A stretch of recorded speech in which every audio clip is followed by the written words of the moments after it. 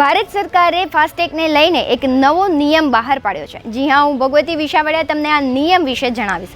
આ નિયમમાં એવું છે કે ફાસ્ટેગમાં હવે તમારે કેવાયસી કમ્પલસરી અપડેટ કરાવવું પડશે અને સાથે સાથે તમે હવે એક વ્હીકલમાં એક જ ફાસ્ટેગનો ઉપયોગ કરી શકો છો।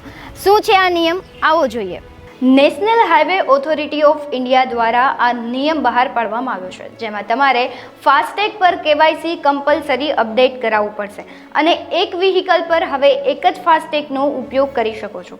તમે કેવાયસી ઓનલાઈન અને ઓફલાઈન અપડેટ કરી શકો છો, જેમાં ઓનલાઈન અપડેટ માટે આ સ્ટેપ ફોલો કરવા પડશે। તેના માટે તમારે પહેલા IHMCL પોર્ટલ પર જવું પડશે, જ્યાં તમારે ફાસ્ટેગ સાથે જે મોબાઈલ નંબર લોગિન કર્યા હોય તે જ લોગિન કરવાના રહેશે। ત્યારબાદ પ્રોફાઇલ પર કેવાયસી સ્ટેટસ ચેક ઓપ્શન પર ક્લિક કરવાનું રહેશે અને ત્યારબાદ કસ્ટમર ટાઈપ સિલેક્ટ કરી ડોક્યુમેન્ટ સબમિટ કરવાના રહેશે।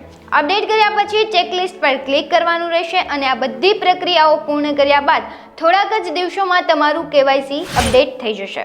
વાત જો ઓફલાઈનની કરવામાં આવે તો જે બેંકે ફાસ્ટેગ કાઢ્યું હોય ત્યાં જઈ રજિસ્ટ્રેશન ફોર્મ ભરવું પડશે અને ત્યારબાદ ડોક્યુમેન્ટ સબમિટ કરાવવા પડશે અને ત્યારબાદ ફાસ્ટેગનું કેવાયસી અપડેટ કરાવી શકો છો।